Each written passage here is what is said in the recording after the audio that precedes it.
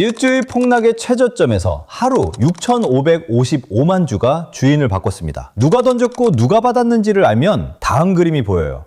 삼성전자 주주 여러분 반갑습니다. 지난 일주일은 폭락의 데이고 오늘 아침엔 반등으로 출발하고 호가 창만 보고 있으면 멀미가 나는 장이었죠. 그래서 오늘은 가격을 잠깐 내려놓고 물량을 추적하겠습니다. 이번 폭락에서 삼성전자 주식이 누구 손에서 누구 손으로 넘어갔는지 이게 잡히면 앞으로의 그림이 훨씬 선명해지거든요. 결론부터 말씀드리자면 이번 폭락에서 물량은 개인에게서 기관과 외국인 쪽으로 이동했습니다. 겁에 질려 나온 주식을 큰 자금들이 가장 싼 자리에서 받아갔다는 뜻이에요. 이게 왜 중요하냐면 낮은 값의 물량을 모은 손은 웬만한 흔들림에 다시 팔지 않기 때문입니다. 지금부터 그 증거를 보여드리고 그 다음에 이 판에 아직 발표되지 않은 카드 3장을 얹겠습니다. 첫 번째 증거는 거래량이에요. 삼성전자가 18만 9,200원 저점을 찍은 그날 하루에만 6,555만 주가 거래됐어요. 평소 몇 배에 달하는 물량이 그 바닥자리에서 손을 바꾼 거죠. 여기서 중요한 건 팔린 주식은 증발하지 않는다는 거예요. 누군가 던진 6,555만 주는 정확히 같은 수만큼 누군가가 산 6,555만 주이기도 합니다. 그 바닥에서 산 쪽이 누구냐가 핵심이죠. 두 번째 증거는 주체별 매매 장부예요. 폭락이 가장 깊던 이틀 동안 기관은 2조 3,600억 원어치를 사들이며 바쳤어요. 그리고 실적 발표가 있던 날 나흘내리 팔던 외국인이 1조 3,457억 원 순매수로 돌아섰고요. 같은 날 개인은 하루에만 1조 4천억 원 넘게 팔았고요. 바닥권에서 나온 물량의 도착지가 어디였는지 장부가 그대로 보여주는 거예요. 여기서 하나 바로잡을 게 있습니다. 폭락 초입에 외국인이 판 건 겁이 아니라 룰이었어요. 지수를 따라가는 자금들은 한 종목 비중이 한도를 넘으면 기계적으로 팔아야 합니다. 삼성전자가 너무 올라서 팔아야 했던 역설적인 매도였죠. 그 룰 매도가 낙폭을 만들었고 그 낙폭에 개인의 공포 매도가 얹어진 게 이번 폭락의 구조고요. 그리고 룰에 따른 매도는 비중이 내려오면 멈추게 돼 있어요. 이 손바뀜을 내 계좌 기준으로 번역하면 이렇습니다. 지금 주가 위쪽 26만원에서 27만원대엔 폭락 직전에 산 물량이 본전을 기다리며 쌓여 있어요. 위는 무겁습니다. 반대로 아래쪽엔 18만원대에서 20만원대 사이에 큰 자금들이 새로 깔아둔 물량이 있죠. 이 손들은 얕은 조정에 안 던집니다. 아래는 단단해요. 위는 무겁고 아래는 단단한 구간. 그래서 지금은 방향보다 시간이 필요한 자리입니다.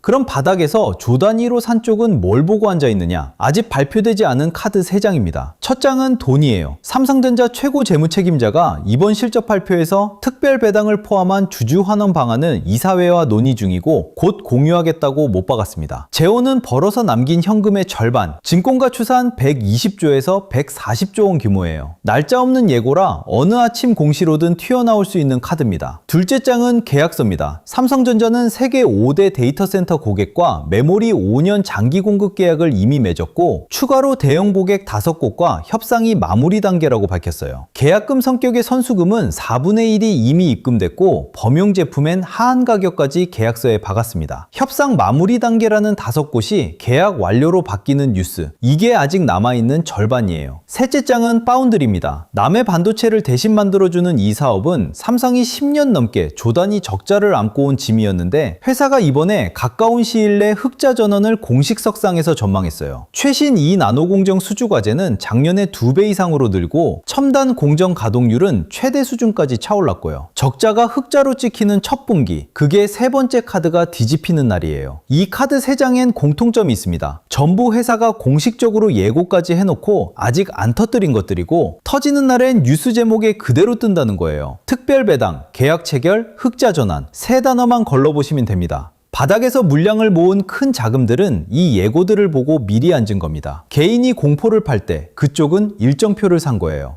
이제 이 손바뀜이 진짜 완성되는지 가려낼 도구를 드리겠습니다. 첫째는 외국인의 연속성이에요. 나흘을 팔다 하루 1조 넘게 사며 돌아선 그 손이 사자를 이어가느냐가 관건입니다. 이어가면 손바뀜이 굳어지는 거고 도로 파는 쪽으로 돌면 아직 미완인 거예요. 확인은 매일 저녁 마감 뉴스에 외국인 한 줄이면 충분해요. 둘째 도구는 거래량입니다. 내릴 때 6,555만 주가 터졌으니 오를 때도 물량이 실려야 진짜예요. 거래량 없이 가격만 뜨는 반등은 가격선은 손바뀜 물량이 확신 없이 들려있다는 뜻이고, 물량이 실리며 오르면 새 주인들이 값을 밀어올리고 있다는 뜻입니다. 차트 아래 거래량 막대가 저점 그날의 절반이라도 따라오는지, 가격보다 이 막대를 먼저 보는 습관이 급등락장에서 계좌를 지켜주죠. 셋째 도구는 가격선 딱 하나, 27만 6천 원입니다. 이번 폭락이 시작되기 전 고점이에요. 이 선을 되찾으면 지난 일주일 전체가 지나간 흔들기로 확정되고, 위에 쌓인 본전 매물이 다 소화됐다는 뜻이 됩니다. 거기까지 가는 길목, 26만원에서 27만원대는 본전 매도가 나오는 구간이라 밀고 당기는 게 정상이에요. 그 구간에서 멈칫한다고 반등이 꺾인 게 아니라는 걸 미리 알고 계시면 흔들리지 않습니다. 좋은 얘기만 하고 끝낼 순 없어서 부담도 그대로 적습니다. 금리 경계, 중동발 기름값, 중국 물량 걱정은 사라진 게 아니에요. 그리고 서킷 브레이커가 걸리던 시장은 위로든 아래로든 진폭 자체가 커져 있는 상태입니다. 손바뀜이 됐다는 건 바닥이 단단해졌다는 뜻이지 흔들림이 없다는 뜻이 아니에요. 그래서 아까 그 도구 3개가 필요한 겁니다. 행동 원칙은 양쪽으로 나눠드릴게요. 들고 계신 분들의 가장 흔한 실수는 평단이 다가오는 순간 일주일치 고생을 한 번에 청산해버리는 겁니다. 카드 3장이 발표 전이라는 걸 감안하면 정리를 하더라도 나눠서 하는 게 계산에 맞아요. 새로 들어가려는 분들의 가장 흔한 실수는 급등일에 전량으로 쫓는 거고요. 외부 요인으로 눌렸던 게 풀리는 구간이라는 조건 위에서 나눠서 접근하는 게 순서입니다. 제 판단을 한마디로 얹겠습니다. 저는 이번 손바뀜을 보고 아래는 폭락 전보다 오히려 단단해졌고 위는 시간이 필요한 구간이 됐다고 봅니다. 방향은 위쪽에 무게가 실리되 속도는 기대보다 느릴 수 있다는 쪽이에요. 그래서 하루하루 가격에 일희일비하는 것보다 외국인 한 줄과 거래량 막대와 27만 6천 원, 이 3개로 판을 잇는 게 남는 장사입니다. 물량의 주인이 바뀐 판에서는 기준 있는 쪽이 이기게 돼 있거든요. 한 가지, 바닥 부근에서 덜어내신 분들도 계실 겁니다. 서킷 브레이커가 이틀 연속 걸리는 시장에서 물량을 줄인 건 그 순간엔 계절을 지키는 선택이었어요. 자책할 일이 아닙니다. 중요한 건 다음 판단부터예요. 다시 들어갈지, 얼마나 들어갈지를 감이 아니라 아까 그 도구 3개로 정하시면 이번 일주일의 수업료가 헛되지 않아요.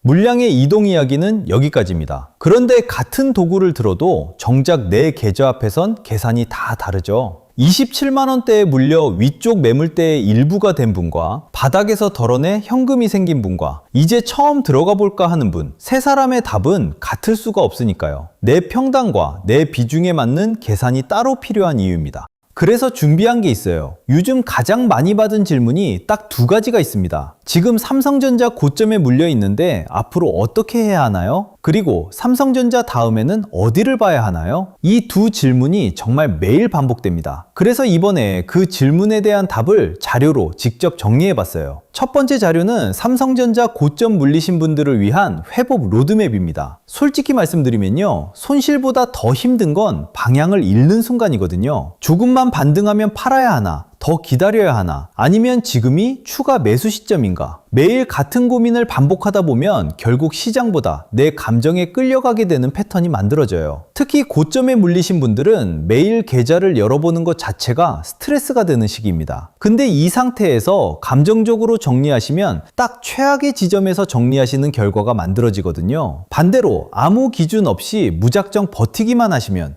그것도 답이 아닙니다. 그래서 이 자료에는 단순히 버티세요, 오를 겁니다 같은 이야기가 아니라 앞으로 어떤 흐름이 나왔을 때 어떤 기준으로 판단해야 하는지, 그리고 어떤 순서로 대응을 준비해야 하는지를 단계별로 담아봤어요. 예를 들면 이런 겁니다. 반등이 나왔을 때 어느 구간에서 일부 정리를 고민해야 하는지, 추가 매수를 한다면 어떤 조건이 갖춰졌을 때 들어가야 하는지, 반대로 이런 신호가 나오면 절대 추가 매수하시면 안 되는 순간까지, 이 모든 상황을 미리 그려놓으신 분들이랑 그냥 매일 가격만 보시는 분들의 결과는 완전히 달라지는 부분이거든요. 지금 손실 때문에 답답하신 분들께는 분명 도움이 되실 겁니다. 두 번째 자료는 다음 순환매 후보군 리스트예요. 요즘 시장은 한 업종만 계속 오르는 그림이 아닙니다. 반도체가 쉬면 다른 업종으로, 그 업종이 쉬면 또 새로운 테마로 자금이 계속 이동하는 흐름이거든요. 여러분도 아마 느끼셨을 거예요. 어제까지 반도체가 강했는데 오늘은 조선이 오르고 내일은 또 방산이 오르는 패턴이잖아요. 근데 이걸 뒤늦게 알고 따라 들어가면 이미 고점 구간이 되는 상황이 만들어져요. 그래서 다음에는 어디를 봐야 하나요? 라는 질문이 정말 많이 들어옵니다. 그래서 제가 매일 체크하고 있는 업종과 앞으로 계속 관심 있게 지켜보는 후보군들을 따로 정리했어요. 어떤 업종이 자금 유입 초기 신호를 보이는지, 어떤 테마가 이제 막 관심을 받기 시작하는 구간인지, 그리고 어떤 업종은 이미 고점 부근이라 조심해야 하는지까지 큰 그림으로 정리한 자료입니다. 특정 종목을 추천하거나 따라 사시라는 자료는 아니에요. 다만 시장의 큰 흐름이 어디로 움직이는지, 앞으로 어떤 분야를 계속 체크해야 하는지 기준을 잡는 데는 충분히 도움이 되실 거예요.